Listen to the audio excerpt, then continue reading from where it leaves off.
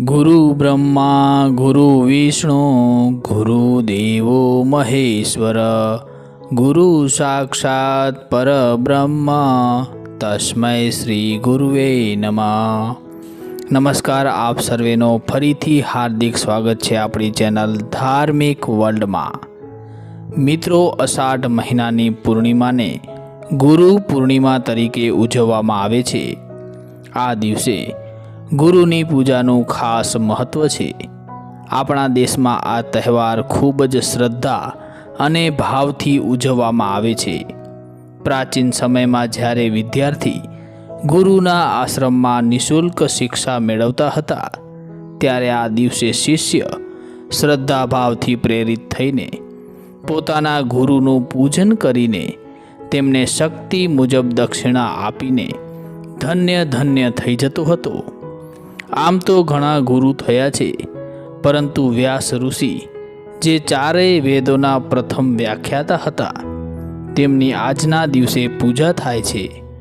वेदोनुं ज्ञान आपनारा व्यासजी ज छे, तेथी ते आदि गुरु कहेवाय छे अने माटे ज गुरु पूर्णिमा ने व्यास पूर्णिमा पण कहेवामां आवे छे।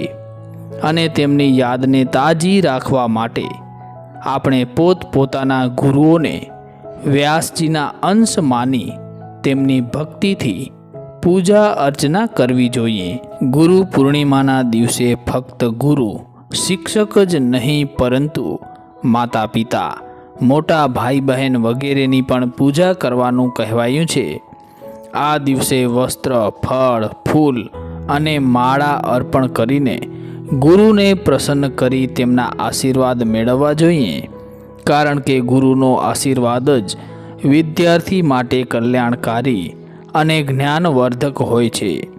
व्यासजी द्वारा रचित ग्रंथोनुं अध्ययन अने मनन करीने तेमना उपदेशोनुं पालन करवुं जोईए। गुरु पूर्णिमानो तहेवार श्रद्धाथी मनाववो जोईए, अंधविश्वासोना आधार पर नहीं। गुरु प्रवेश द्वार छे અને એકવાર અંદર ગયા પછી બધું ગુરુની દૃષ્ટિથી જોવામાં આવે છે। ગુરુના સાનિધ્યને માણવું જોઈએ, તેમને સંસારનો અંશ ન બનાવો, કારણ કે એકવાર ગુરુને સંસારનો અંશ બનાવ્યા પછી આપણામાં બધી પ્રિય અપ્રિય ભાવનાઓ જાગે છે। આપણે ગુરુ સાથે ભાવનાત્મક રૂપથી જોડાઈ જઈએ છીએ। તેમને આવું કહ્યું, તેમને આવું ન કહ્યું, પેલો તેમનો વધુ પ્રિય છે, હું નથી, વગેરે।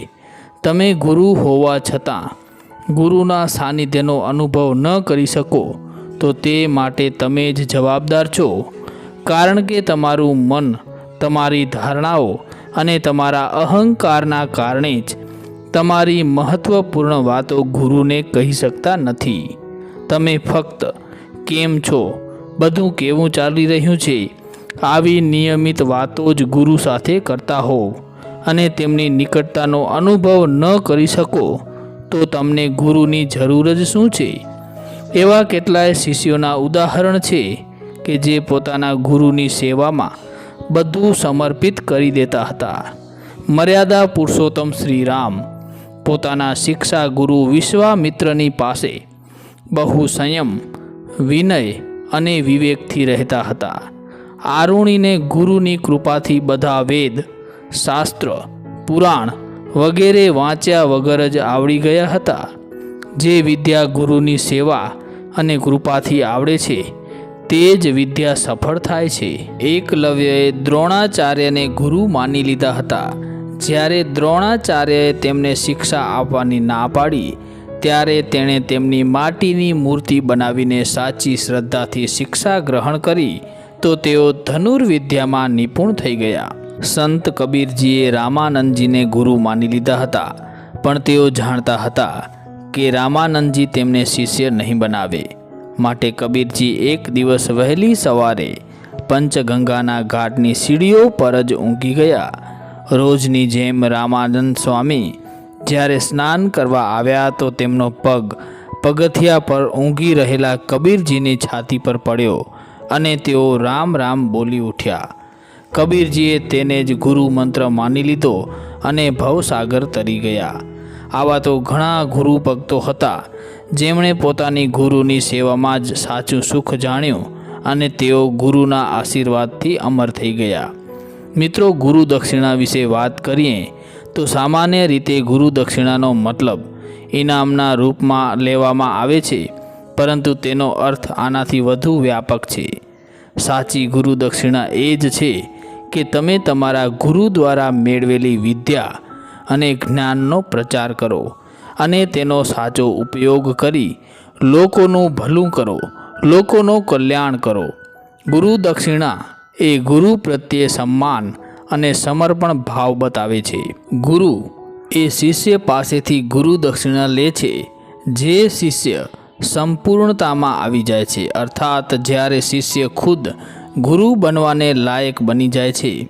ગુરુનું સંપૂર્ણ જીવન શિષ્યને યોગ્ય બનાવવામાં લાગી જાય છે. આથી જ્યારે શિષ્ય શિક્ષા ગ્રહણ કરીને ઘરે જાય છે તો તેને ગુરુ દક્ષિણા આપવી પડે છે. ગુરુ દક્ષિણાનો મતલબ ફક્ત ધન દોલત જ નથી. જીવને ક્રિયામાણ કર્મોને નિયમિત કરવા માટે કર્મ માર્ગ છે. પ્રારબ્ધને સહેલાઈથી ભોગવવા માટે ભક્તિ છે. તેમ સંચિત કર્મોને સમાપ્ત કરવા માટે જ્ઞાન માર્ગ છે.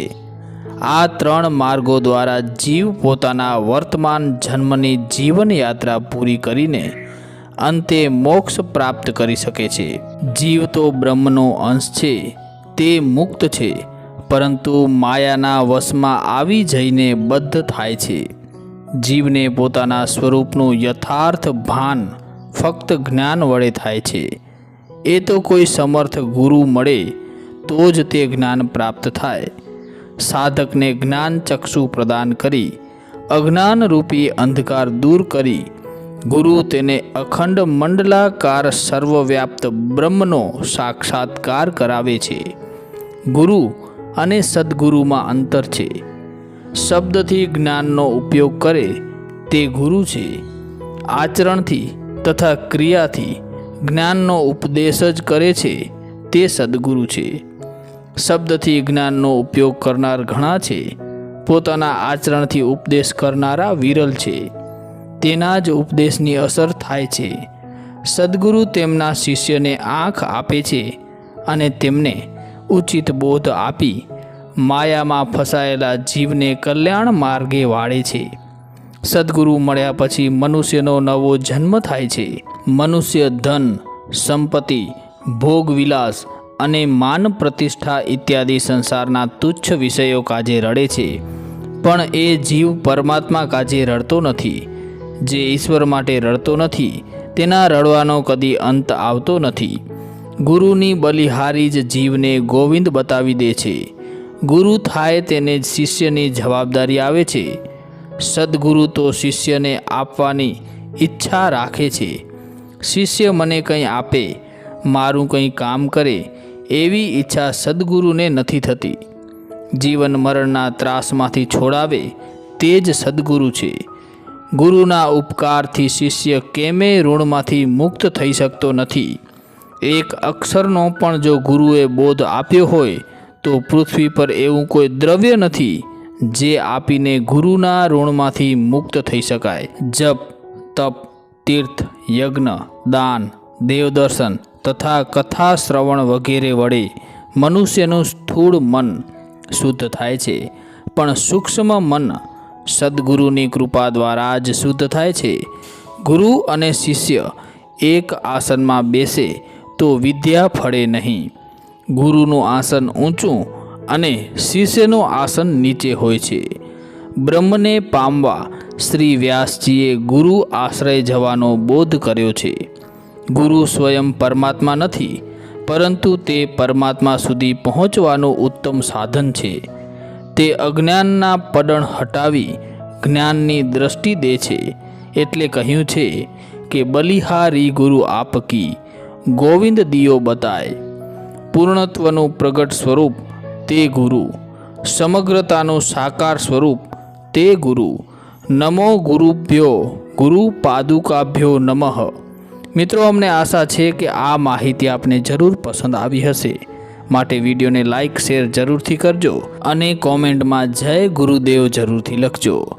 જય શ્રી કૃષ્ણ, જય માતાજી, હર હર મહાદેવ હર.